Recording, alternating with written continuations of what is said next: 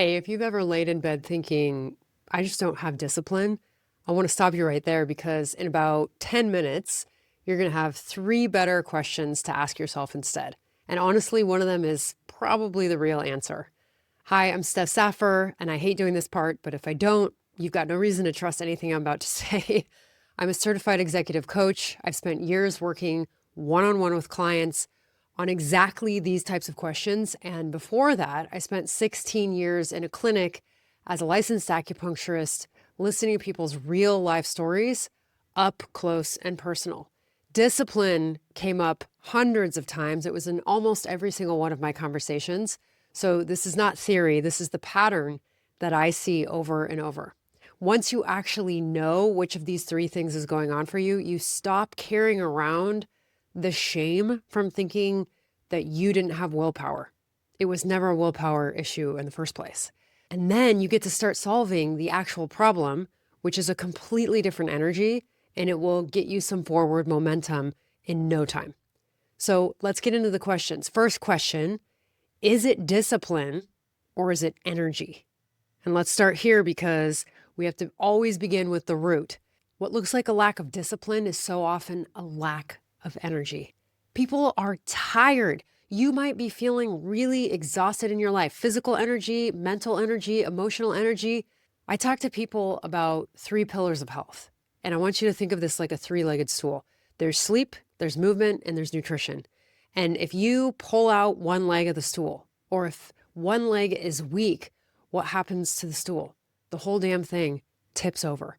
And no amount of willpower is going to fix that leg of the stool if it's broken or missing. Those three pillars of health also help you manage your stress. So again, if the stool collapses, so does your ability to regulate your nervous system.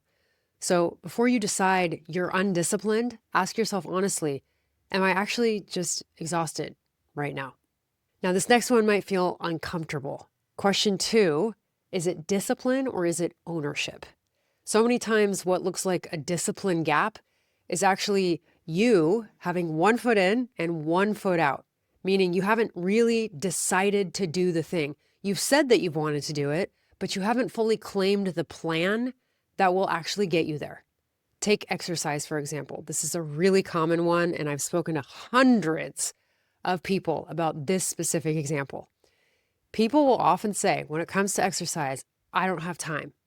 And that might sound like a discipline statement, but it's really an ownership question. What in your day, in your schedule, your responsibilities, do you actually need to own and rearrange to make that exercise happen? You were saying that you wanted it, and yet now you're saying that your schedule doesn't allow for it. You have to take ownership of your calendar, your boundaries, your preparation for what you have to do that day, no matter what the example is. And the gift to you when you do this is massive, because once you own the goal and you own the whole plan to make it happen and make it a reality, you're not waiting on anyone else to change anything for you. You can solve the problem yourself. You have access to solutions, and that feels like freedom. The last question is probably the most common scenario.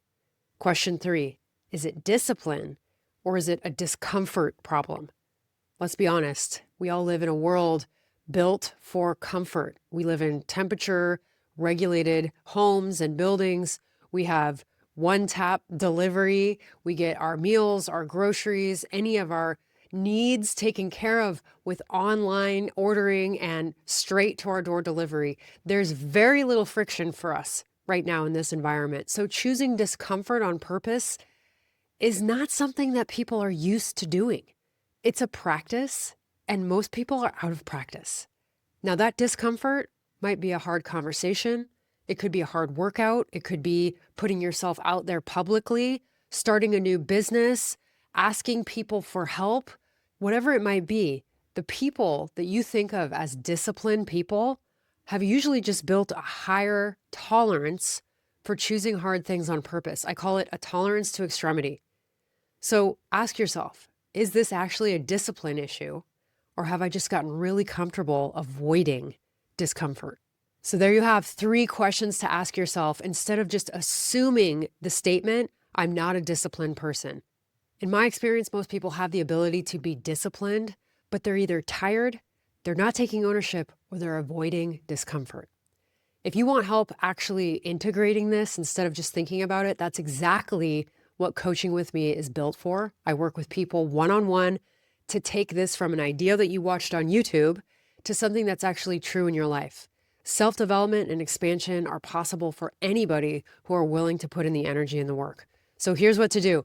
Email the word OWN, O-W-N, to Steph@StephSaffer.com, and I'll help you figure out if we're a good fit. Details are in the description below this video too. Thank you for watching. I'm so glad you're here. And until next time, team, thank you for being ready to impact.